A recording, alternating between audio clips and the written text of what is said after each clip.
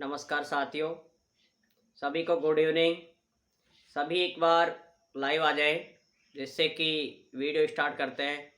और सभी का बहुत बहुत स्वागत हमारे यूट्यूब चैनल पर, क्योंकि सभी ने इन वीडियो के द्वारा जो क्विज चल रही थी, इनके द्वारा बहुत अच्छा प्रदर्शन रहा आप सभी का। और कोशिश रही कि आपने ब्लॉक लेवल में सबकी शायद लगभग फर्स्ट रैंक आई है। ठीक है। और अब आपकी कोशिश रहेगी डिस्ट्रिक्ट लेवल पर, और डिस्ट्रिक्ट पे भी हमारे 3 स्टूडेंटों ने डिस्ट्रिक्ट लेवल पे भी टॉप किया है। और अब आप उनकी स्टेट लेवल पर हो रही है। तो सबसे पहले तो आप सभी एक बार लाइव आ जाए, जिससे कि हम वीडियो स्टार्ट करें और कुछ मोस्ट टॉपिक्स के बारे में इसके बारे में हम चर्चा करेंगे। ठीक है। जिन्होंने हमारा लाइव वाला पार्ट नंबर 16 नहीं देखा है वो भी देख सकते हैं। और इसके बाद में पार्ट नंबर 21 में हम लाइव है। ठीक है। तो अब इसके अंदर जितना भी हो सकता है हम कोशिश करेंगे। तो अब स्टार्ट करते हैं वीडियो। ठीक है। हाँ, सभी को अब आप सिर्फ वीडियो यहाँ पर पढ़ाई पे ध्यान दें आप। और हमारा एक और इन्फॉर्मेशन थी कि कक्षा 10 का भी बैच चल रहा है, जो कि निःशुल्क है। उसे भी आप मॉर्निंग 7 बजे क्लास रहती है उसकी, उसे भी आप डेली ले सकते हैं। ठीक है। और बाकी ये है कि सभी को बहुत बहुत शुभकामना कि मेरा इतना साथ दिया। वैसे मुझे इतना आपको पता है, गणित का अध्यापक हूँ, लेकिन फिर भी आपने सभी ने बहुत अच्छा सहयोग दिया। और क्विज को ही आपने इस तरह से कि अच्छे तरीके से पढ़ा, जिससे कि आपको ब्लॉक लेवल पर आपको सभी को प्राइज़ मिला। और इससे हमें बहुत ज़्यादा खुशी हुई कि सभी ने इस क्विज के माध्यम से आप सभी हमसे जुड़ पाए और आपका ब्लॉक लेवल पर अच्छा चयन हुआ। अब हम आज के जो वीडियो है उसके अंदर स्टार्ट करते हैं। ठीक है दोस्तों। अब यहाँ पर आप देखें कि पिछले में हमने आरबीआई का एक प्रक्रिया थी। सबसे ज़्यादा आपको एक इन्फॉर्मेशन ये दे देता हूँ मैं, जो आपकी डिस्ट्रिक्ट लेवल की जो एग्ज़ाम है, ठीक है, डिस्ट्रिक्ट लेवल की जो आपकी एग्ज़ाम है 4 जुलाई या फिर 5 जुलाई को। ठीक है। ये एमपी के क्षेत्र की है। बाकी यूपी में हो चुकी है, सॉरी बिहार में हो चुकी है, यूपी में हो चुकी है, बाकी और काफ़ी स्टेटों में हो चुकी है, हमारे राजस्थान में भी बाकी है यहाँ पर होना। तो ये डायट है। अब इसमें आपको सबसे ज़्यादा जो प्रश्न पूछे जा रहा है वो पूछे जा रहा है बेटा आरबीआई के। ठीक है। आरबीआई के आपको लगभग 25 से 30 प्रश्न आपको देखने को मिलेंगे। ठीक है। अब जो जिनका हो चुका है उनसे इंफॉर्मेशन मिली है कि इसके अंदर आपको एक तो आरबीआई, एक आपको ध्यान रखना है G20। इसके अलावा जो इसका वित्तीय समावेश है, वित्तीय वाला, वो आपको टॉपिक पढ़ना है। उसके अंदर देखो क्या आएगा, बैंकिंग, भाई वित्तीय में आएगा बैंकिंग, बीमा, इंश्योरेंस। ठीक है। चलो बीमा लिख देता हूं मैं, बीमा, ये टॉपिक आपको, हाँ, डिजिटल भुगतान, डिजिटल भुगतान, इन टॉपिकों को आपको कवर करना है बहुत अच्छे से। इसके अलावा थोड़ी सी जनरल अवेयरनेस ध्यान रखनी है, जनरल अवेयरनेस। ठीक है। जनरल अवेयरनेस, ठीक है, ये थोड़ा सा आपको फोकस करना है। करंट का भी है ये। अब इसके अंदर जनरल अवेयरनेस आएगी बेटा, वो अलग अलग अपने स्टेट की आती है। अब अपने स्टेट की आती है तो आपको पता है, उसके बारे में थोड़ा सा आप एक बेसिक सा देख लें करंट की, जो भी वित्तीय समावेश के रूप में देखेंगे आप। ठीक है। करंट को देखेंगे आप, उसमें भी आपको ये देखना है कि बैंकिंग से रिलेटेड करंट अफेयर। ठीक है। यहां पर बैंकिंग से रिलेटेड करंट अफेयर देखनी है आपको। ठीक है। करंट अफेयर ये आपको सिर्फ उसकी देखनी है, बैंकिंग से रिलेटेड। अब बैंकिंग से रिलेटेड क्या है, जैसे आरबीआई की वर्तमान दरों में क्या प्रोग्रेस हुआ है, कितनी क्या हो रखी है, वर्तमान में हमारे राज्य में क्या प्रोसेस है। ठीक है। ये चीजें आपको देखनी है, भाई भारत में क्या चल रहा है, राजस्थान अपने एमपी में, बिहार में या राजस्थान में क्या चल रहा है। ठीक है। तो इस तरह की जनरल अवेयरनेस आती है।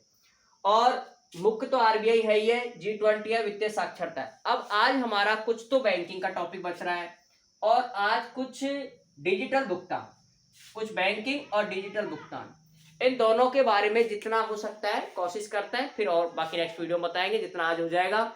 तो सबसे पहले आप वीडियो को लाइक भी कर दिया करें और शेयर करें, जिससे कि सभी स्टूडेंटों को इसका फायदा मिल सके।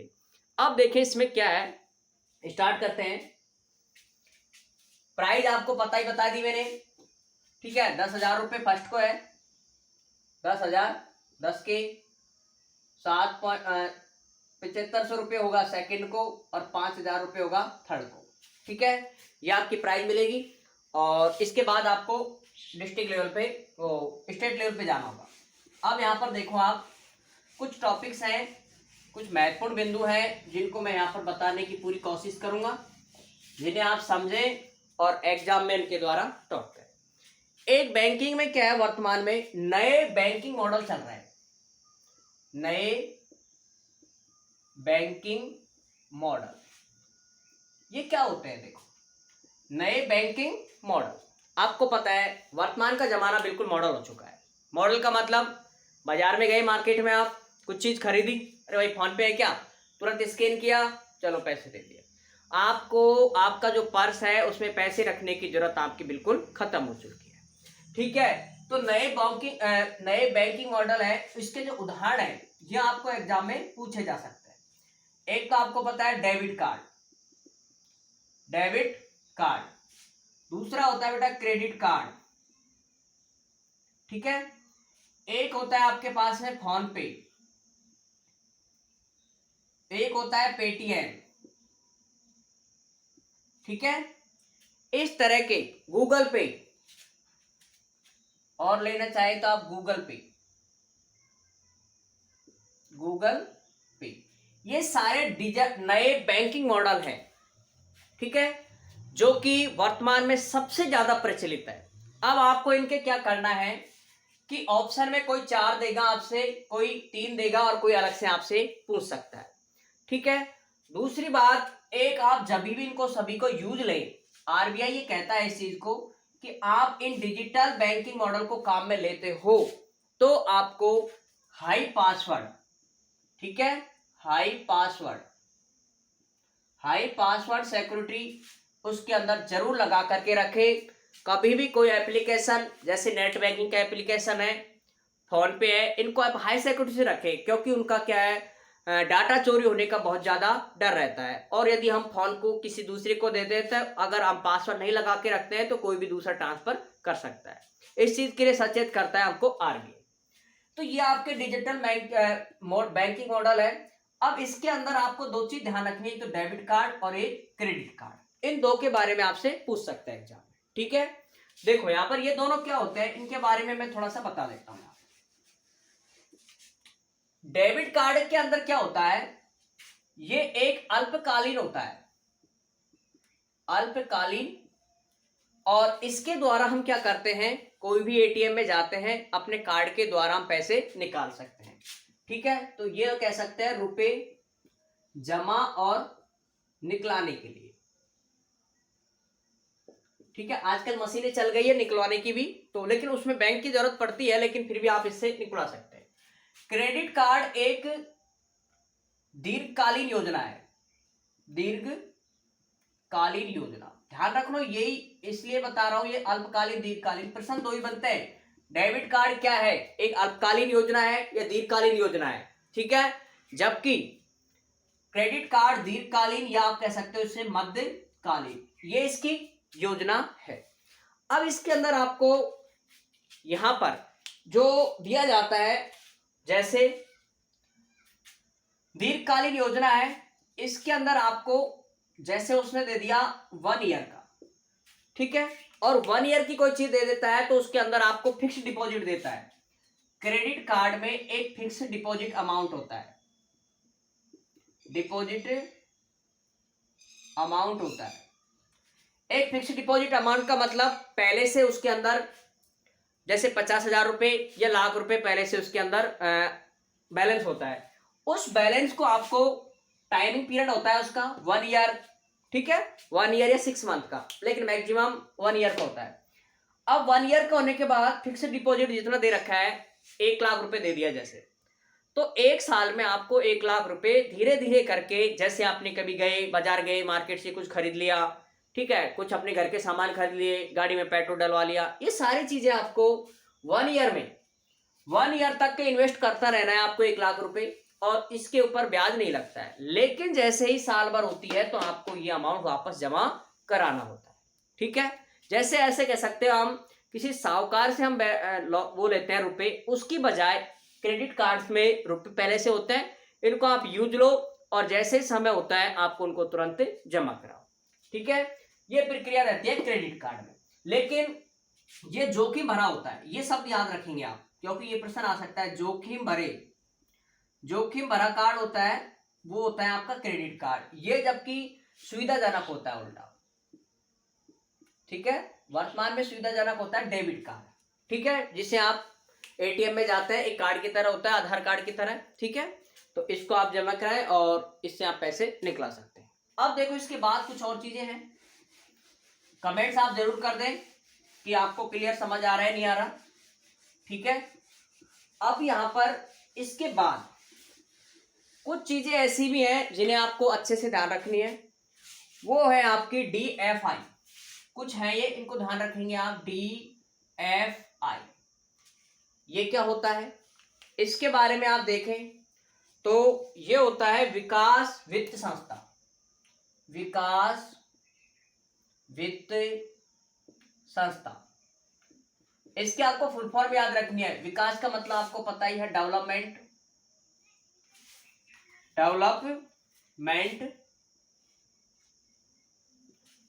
और फंड फाइनेंशियल, वित्त है तो financial, FINANCIAL, financial institute,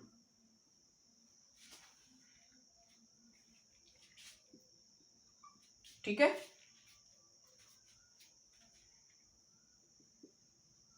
institute, ये आपका विकास वित्त संस्था।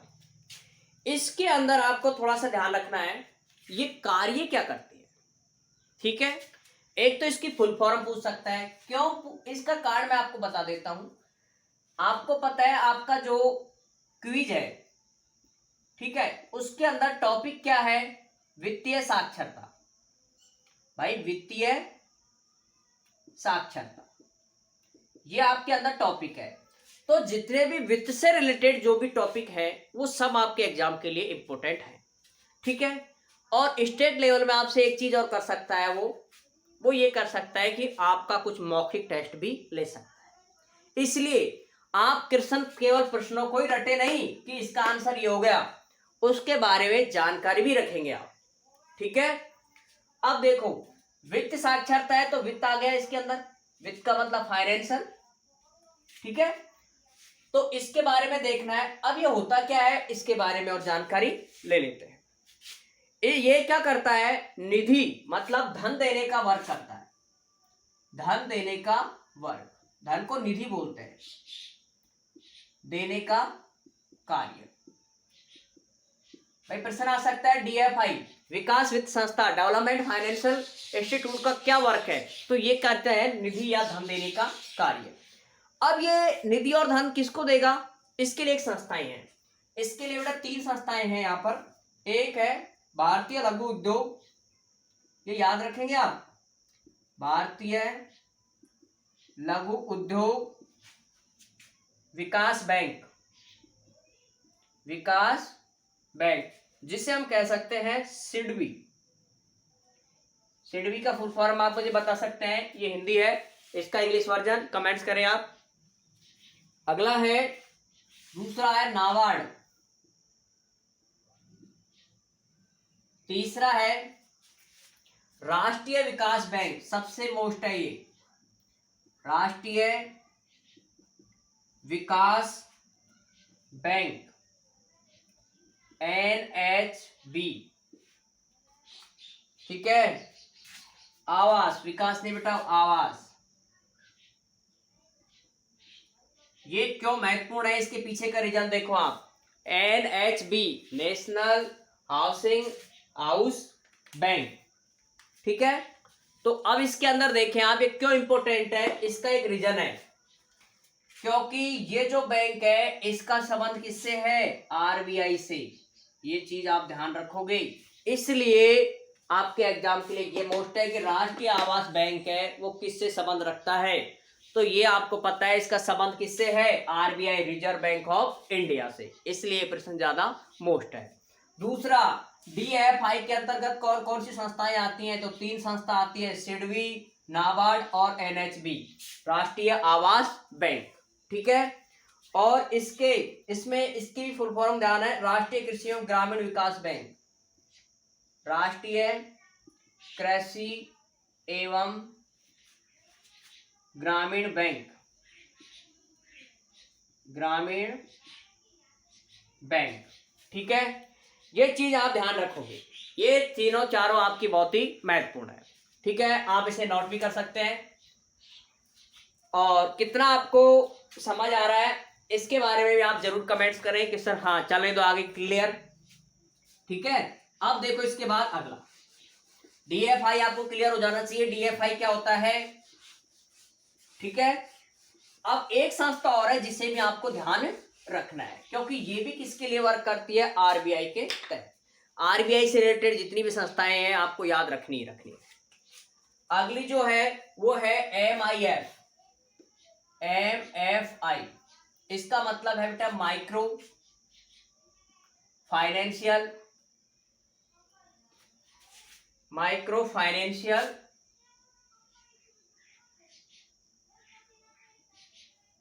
और इंस्टीट्यूट। ठीक है, इसका मतलब है माइक्रो फाइनेंशियल संस्था, माइक्रो वित्तीय संस्था। ठीक है, अब इसके अंदर क्या होता है ये जरूरी हो जाता है, क्योंकि वही बता रहा हूं ना आपको, एफ का मतलब बेटा वही फाइनेंशियल, वित्तीय, और जहां पर वित्तीय आ जाता है वो आपके लिए इंपॉर्टेंट है। ठीक है, यहां देखो इसका क्या मतलब है, ये छोटे ऋण देता है, छोटे ऋण प्लस बीमा। ठीक है, इसके अलावा वो देता है वित्तीय सेवाएं, वित्तीय सेवाएं, और सबसे इंपॉर्टेंट प्रशिक्षण देने का कार्य भी कौन करता है? एमएफ, प्रशिक्षण देने का वर्क। समझ रहे हो कि बैंकों के जो कर्मचारी होते हैं, ठीक है, उनको सब प्रशिक्षण देने का कार्य कौन सी संस्था करती है? MFI, micro finance institute. ठीक है, माइक्रो वित्तीय संस्था है, ये इनको प्रशिक्षण देने का कार्य करती है, और साथ में जो व्यक्ति होते हैं इनको परामर्श देने का कार्य भी यही करती है, एमएफआई। क्लियर? ये आपके एग्जाम में आ सकते हैं, एमएफआई के क्या क्या कार्य हैं। तो छोटे ऋण देना, बीमा करना, वित्तीय सेवाएं देना, प्रशिक्षण देने का कार्य और परामर्श कार्य इनका है। ठीक है, यहां तक ये आपको ध्यान रखनी है, जरूर एग्जाम में निश्चित रूप से आती हैं। अब एक बहुत ही अच्छी है केसीसी, इसके बारे में आप तुरंत कमेंट करें, KCC, what is the meaning of KCC? Comments, what is the meaning of KCC? KCC, KCC का मतलब किसान क्रेडिट कार्ड। ये कह रहा सर इसको तो हम जानते हैं, बेटा जानते हो, लेकिन इसके संयोग किन किन के संयोग से बनी है ये? इसके लिए जो संयोग बना है वही इंपॉर्टेंट है इसका, किसान क्रेडिट कार्ड, किसान क्रेडिट कार्ड। ये क्या है? इसके अंदर किसानों को कृषि के लिए जो भी उपकरण होते हैं, खाद बीज होता है, उस ऐसे उपकरण खरीदने के लिए एक वित्तीय सेवा दी जाती है। ठीक है, खेती के, ऐसे सोच सकते हो, खेती या कृषि के की चीजों को खरीदने के लिए, चीजों को खरीदने के लिए, खरीदने के लिए कौन सी चीज दी जाती है? ऋण दिया जाता है। ठीक है, और ये ऋण होता है 1 साल के लिए, ये भी ध्यान रखो आप। ये ऋण दिया जाता है कृषि और खेती के चीजों को खरीदने के लिए, लेकिन इसको देती कौन है? आप कहोगे सर बैंक, बेटा बैंक तो देती है लेकिन बैंक भी कौन सी, इसके लिए आपको थोड़ा सा ध्यान रखना है, प्रश्न यहीं से आता है एग्जाम में, और वो ये है आरबीआई।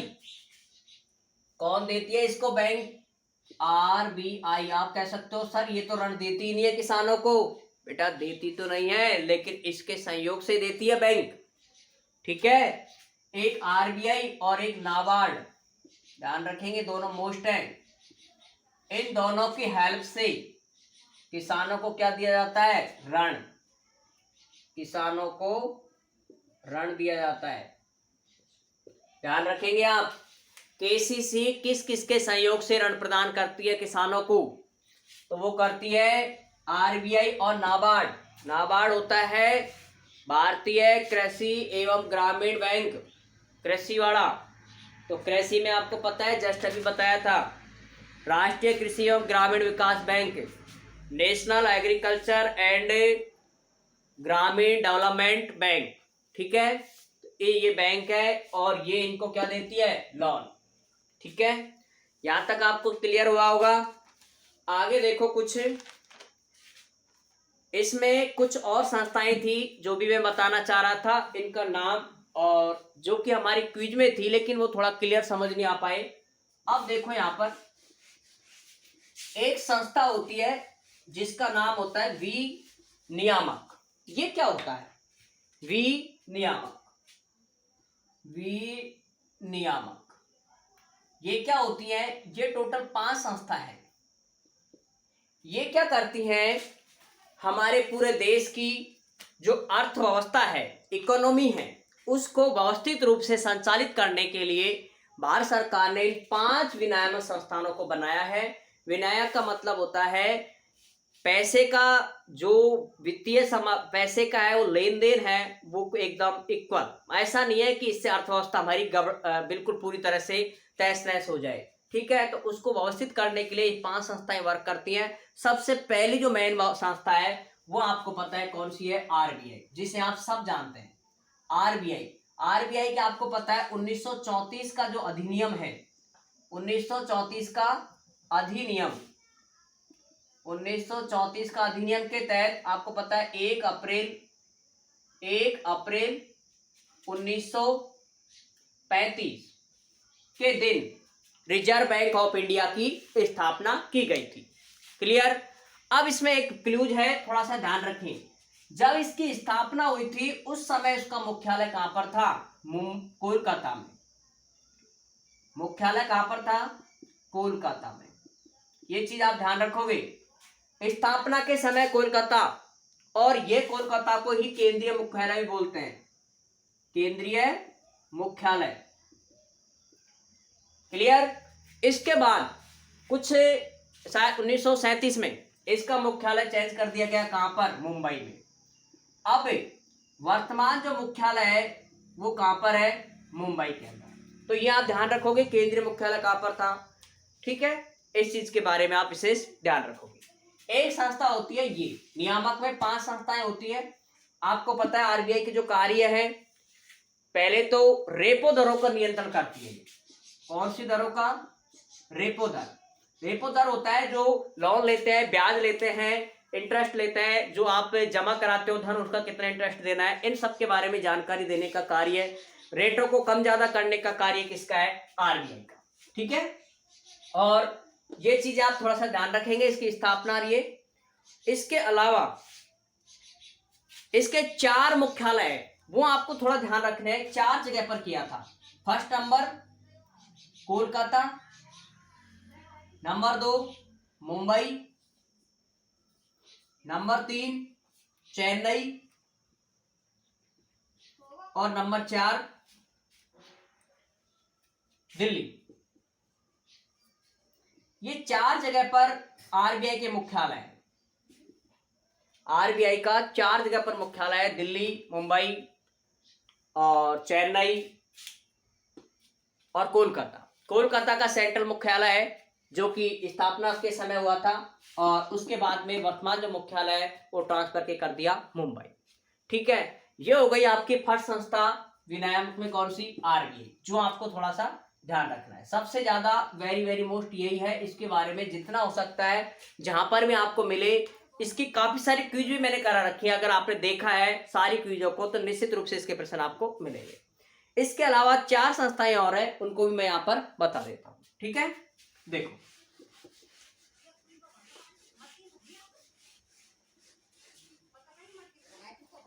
दूसरी संस्था है, एक आरबीआई हो गई, 2 3 4 चारों संस्थाएं ध्यान रखनी है। एक है सेबी, SEBI, इसकी आपको फुल फॉर्म याद रखनी है।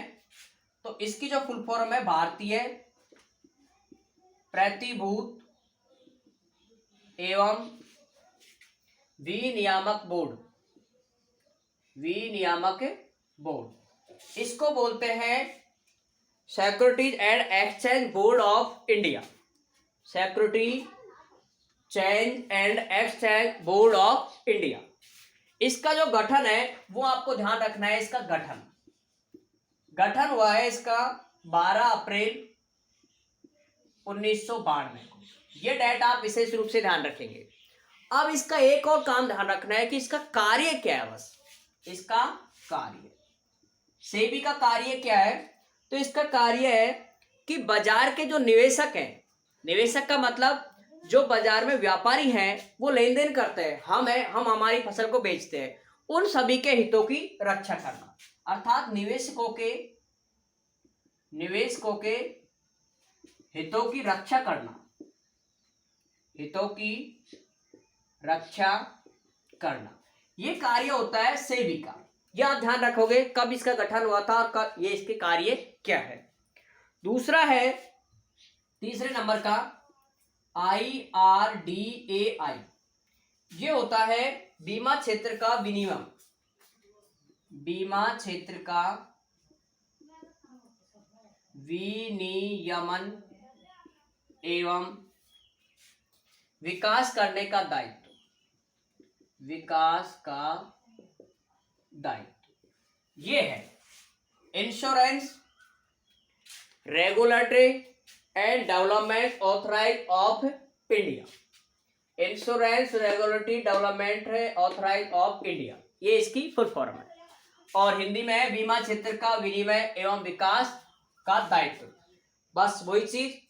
एक तो इसका गठन याद रखना है, गठन हुआ है हैदराबाद, क्या नाम है, 1999 में। ठीक है, 1999 में इसका गठन हुआ है और इसका जो मुख्यालय है वो ध्यान रखना है आपको हैदराबाद में, हैदराबाद। इसका जो मुख्यालय है वो है आपका मुंबई में। सेबी का मुख्यालय कहां पर है, मुंबई में। ये थोड़ा सा आप ध्यान रखेंगे, सेबी का मुख्यालय तो है मुंबई में, और IRDAI बीमा क्षेत्र का विनियम, इसका मुख्यालय है हैदराबाद में। आपको पता है बीमा आ रहा है तो इसके कार्य क्या होंगे, बीमा का विनिमय करना, ये इसका कार्य है। बीमा का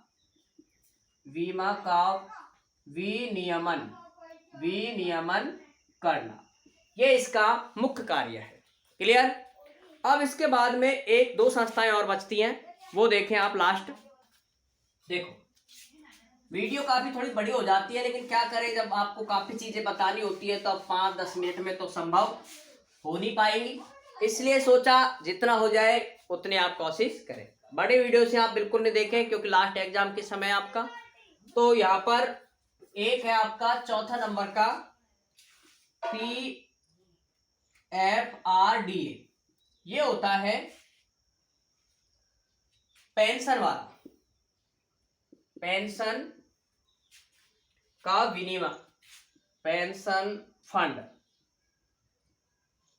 ठीक है, pension fund and regulatory and development authority, pension fund regulatory of development and India. ठीक है, ऑथराइज ऑफ इंडिया है लास्ट, वापस वो इंडिया कर सकते हो आप। इसकी स्थापना ध्यान रखनी है आपको, वही इसकी जो स्थापना है वो है 23 अगस्त और 2003 को। इसके अलावा इसका कार्य आपको पता है पेंशन है, तो पेंशन का विनियमन करना, विनियमन करना, ये इसका क्या है, कार्य, ये इसका मेन कार्य होता है। ठीक है, यहाँ तक क्लियर। अब इसके लास्ट और देख लो, एफएमसी। एफएमसी ये क्या होता है? इसके में है फॉरवर्ड मार्केट और कमीशन।